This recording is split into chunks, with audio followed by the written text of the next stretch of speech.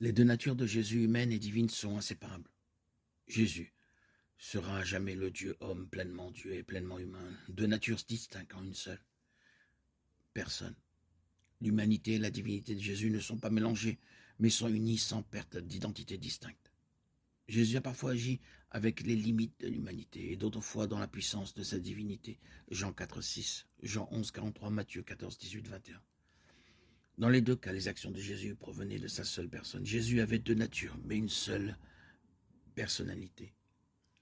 La doctrine de l'union hypostatique est une tentative d'expliquer comment Jésus pouvait être à la fois Dieu et homme. Mais c'est en fin de compte une doctrine que nous sommes incapables de comprendre pleinement. Il nous est impossible de comprendre pleinement comment Dieu agit.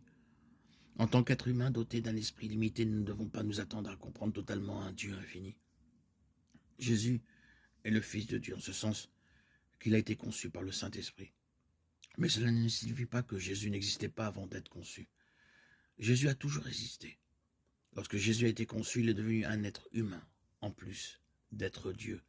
Jean 1, Jean 8, 58. Jésus est à la fois Dieu et homme. Jésus a toujours été Dieu. Mais il n'est devenu un être humain qu'après avoir été conçu par Marie. Jésus est devenu un être humain pour s'identifier à nous dans nos luttes. Et plus important encore, pour pouvoir mourir sur la croix pour payer la pénalité de nos péchés.